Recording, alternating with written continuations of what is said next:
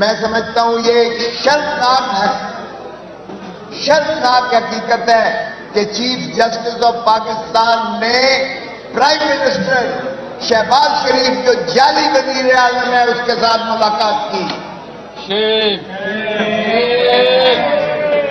ہمیں کم از کم اپنا ورثہ ہی دیکھ لینا چاہیے تھا. جب پہلا پاکستان کا چیف جسٹس سر عبد الرشید لاہور سرکٹ پر آئے ہوئے تھے. اس وقت فیڈرل کورٹ ہوا کرتی تھی.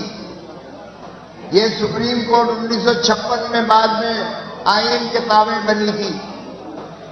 فیڈرل کورٹ جو اس وقت مشرقی پاکستان بھی تھا اور مغربی پاکستان کا تھا، اس کے سربراہ چیف سر عبد الرشید یہاں لاہور سرکٹ میں تشریف لائے تو پاکستان کے پہلے وزیر اعظم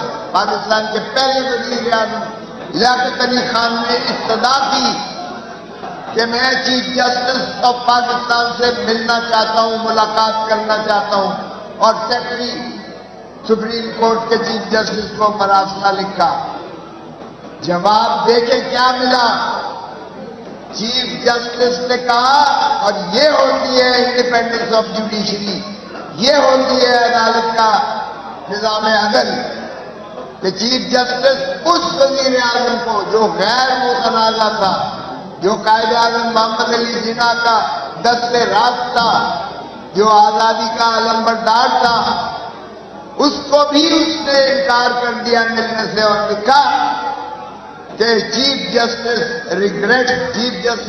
معذرت کرتے ہیں کہ وہ ملاقات نہیں کر پائیں گے پرائم منسٹر آف پاکستان سے، اس لیے کہ وفاق کے مقدمات اور وفاق کے خلاف عوام کے مقدمات میری عدالت میں لگے ہوئے ہیں، اور میں کوئی ایسا شائبہ عوام کو نہیں دینا چاہتا، پاکستان کے عوام کو، کہ وزیر اعظم کی ملاقات سے میرے فیصلے کوئی متاثر ہوئے.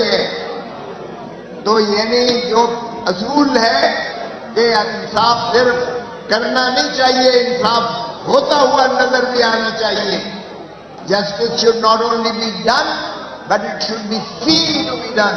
تو انہوں نے کہا کہ یہ میں شائبہ بھی نہیں دینا چاہتا، اور انکار کر دیا ملاقات کرنے سے.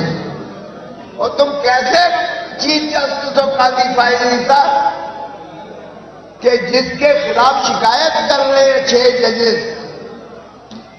ججز شکایت کر رہے ہیں ایگزیکٹو کے خلاف کہ ایگزیکٹو اور اسٹیبلشمنٹ وہ عدالتی معاملات میں دخل ہو رہی ہے، مداخلت کر رہی ہے.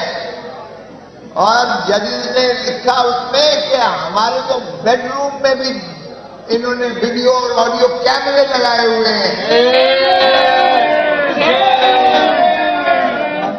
اور ایک جج صاحب کا برادر نسبتی کو اٹھا کر لے گئے اور بجلی کے کرنٹ لگائے گئے. ایک سینئر ڈیوٹی جج کے برادر نسبتی کو اور اس کے بچوں کو بھی لے کر گئے. اس سے زیادہ آسان کیا کیا جا سکتا ہے؟ اور پھر جس سیشن جج کے گھر پہ انہوں نے پیٹرول بم پھینکا، اس کی شکایت جب کی گئی اور چیف جسٹس کے پاس آئی، بجائے اس کے کہ ان کے خلاف کارروائی کرتے جنہوں نے اس کے خلاف یہ حرکت کی، اس سے الٹا اسے جو ہے او ایس پی بنا دیا اس سیشن جج کو، اور پھر اسے ریپیٹریٹ کر دیا پنجاب میں کیونکہ وہ ڈیپوٹیشن پہ آیا ہوا تھا. تو یہ ہے نظام عدل جسے جکڑ کر زنجیروں میں باندھا ہوا ہے. اور یہ صرف اسلام آباد کے ہائی کورٹ تک نہیں ہے محفوظ، یہ ساری عدالتوں میں میں سمجھتا ہوں پاکستان کے ہائی کورٹ لاہور میں بھی ایسے ہی ہے، ہائی کورٹ پشاور میں، ہائی کورٹ بلوچستان میں، ہائی کورٹ سندھ میں، ان کے بھی یہاں ایسے ہی نرگا کیا گیا ہے، تنگ کیا گیا ہے. تو کیا ایسے ہے نظام عدل؟ آپ اس کو کہیں گے کہ نظام عدل آزاد ہے؟ اور یہی جب ہم کہتے تھے کہ یہ جو ہے ایک مخصوص جماعت اور ایک مخصوص جماعت کے سربراہ اور ان کے قائدین کو من پسند فیصلے لیے جا رہے ہیں، بلڈوز کیے جا رہے ہیں اور عدالتیں آزاد نہیں ہیں، تو یہ ثابت کر دیا ان 6 ججز نے یہ مراسلہ لکھ کر۔ اور شوکت صدیقی کے کیس میں جب سپریم کورٹ نے یہ فیصلہ کیا کہ جو D G I S I اس وقت اسٹیبلشمنٹ اپنی مرضی کی بینچز بنواتی تھی اور مرضی کے جو ہے فیصلے لکھواتی تھی اور کرواتے تھے، اور جب شوکت صدیقی نے انکار کیا تو ہم نے ان کے خلاف تو کوئی کارروائی نہ کی، لیکن سپریم جوڈیشل کاؤنسل نے شوکت صدیقی کو ہی فارغ کر دیا۔ اور پھر آپ دیکھیں کہ سپریم کورٹ نے اس کو نہ صرف کہا یہ بدنیتی پر مبنی تھی، یہ جو سپریم جوڈیشل کاؤنسل کا فیصلہ تھا، بلکہ انہوں نے لکھا کورم نان جوڈس ہے اور اس کو جو ہے بحال کیا، لیکن ظاہر ہے وہ ریٹائر ہو چکا تھا۔ اور یہی دیکھیں یہ یہاں سے نہیں ہوتا، بھٹو کے کیس میں 45 سال کے بعد آ کے کہتے ہیں کہ یہ فیصلہ ہم نے غلط کیا تھا، یہ مس ٹرائل تھا، یہ ڈیو پروسیس آف لا کو فالو نہیں کیا گیا۔ ارے بھائی، اس کو پھانسی دے کے نہر میں اتار کے پھر کہتے ہو ہم سے غلطی ہو گئی، ہم نے کسی کے اثر کے تحت بھٹو کو پھانسی دی تھی۔ خدا رہا 45 سال مت لینا 45 سال کے 9 مئی کا شاستانہ جو یہ 9 مئی کا آرکیسٹرڈ ایک ڈرامہ جو رچایا گیا، ایک اور ہارٹ تھراب ہر دل عزیز پاکستان کی دلوں کی دھڑکن وزیر اعظم کو منہدم کرنے کے لیے اور اس کی جماعت کو بکھیرنے کے لیے اب 45 سال مت لینا۔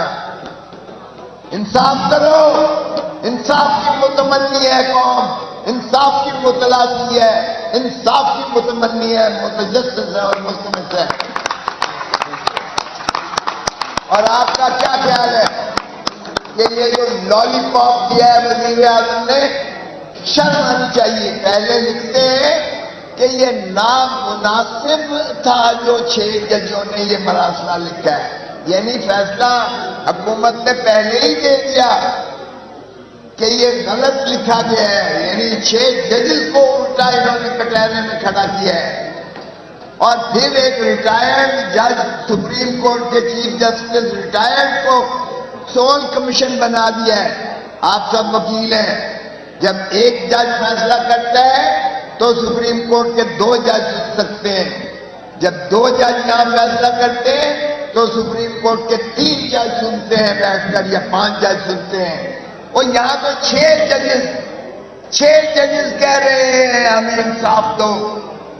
وہ 6 ججز پر آپ ایک ریٹائرڈ جج کی کمیشن بنا رہے ہو۔ وہ بھائی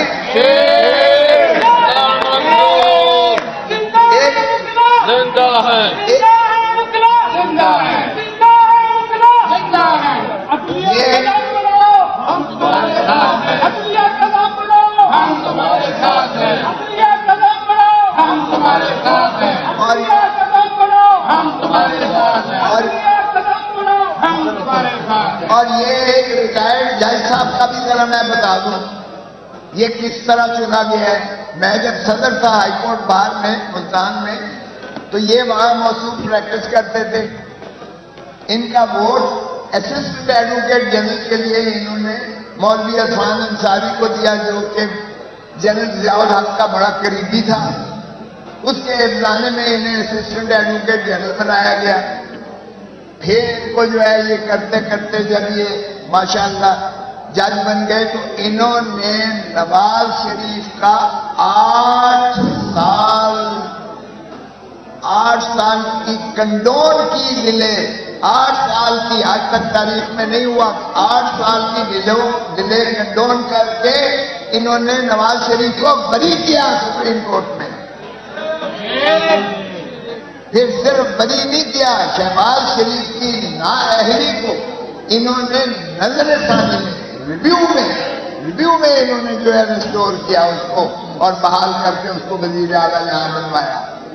تو یہ ماشاءاللہ ان کا جو ہے، اور پھر ان کا بھائی جلیل عباس گیلانی جو ہے وہ فارن منسٹر رہا ہے پچھلی کیئر ٹیکن گورنمنٹ میں، اور موجودہ بھی ماشاءاللہ وہ ایڈوائزر ہے ٹو دا فارن افیئر. تو ان کے تعلقات شریف فیملی کے ساتھ جتنے قریبی ہیں آپ کی سوچ ہے.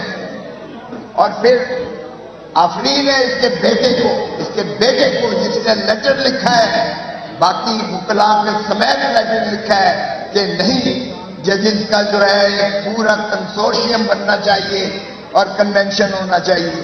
اور اسی میں ہم بھی کہتے ہیں کہ فل کورٹ سپریم کورٹ کی فل کورٹ بیٹھ کر اس معاملے کو، یہ بہت سنگین بات ہے، اور مگر نہ 9 جج سے کم نہیں ہونے چاہیے، کیونکہ آپ کے پاس 6 ججز نے نالش کی ہے.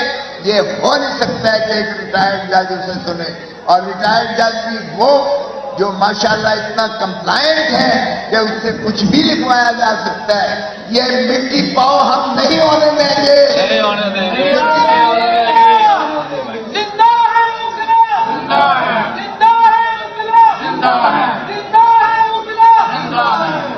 تو یہ اس لیے یہ بہت سنجیدہ مسئلہ ہے. آج تمام وکلاء کو متحد ہونا پڑے گا. آج تمام وکلاء کو سیسا پلائی دیوار کی طرح مقابلہ کرنا پڑے گا. آج اسٹیبلشمنٹ ہر چیز پر چھائی ہوئی ہے. انہوں نے عوام کا مینڈیٹ چوری کیا ہے. انہوں نے جعلی وزیر اعظم بٹھایا ہے جو اپنے حلقے سے ہار گیا ہے. انہوں نے جعلی وزیر اعلیٰ بٹھائی ہے جو اپنے حلقے سے ہاری ہوئی ہے. انہوں نے قبضہ کیا ہے، عورتوں کی سیٹوں پر قبضہ کیا ہے. انہوں نے جو ہے مائنورٹیز کی سیٹوں پر قبضہ کیا ہے. اب یہ سینٹ پہ قبضہ کر رہے ہیں، اور یہ انہوں نے جو کیپچر کر رکھا ہے، انسٹیٹیوشنل کیپچر کیا ہے، انہوں نے سانس لینا عوام کا جو ہے دشوار بنا دیا ہے. پاکستان غلامی کبھی قبول نہیں کرے گا، اور یہ وکلاء زنجیرہ توڑ کر انشاءاللہ آزادی لے کر رہیں گے. انشاءاللہ پاکستان زندہ باد. وکلاء اتحاد زندہ باد. وکلاء اتحاد زندہ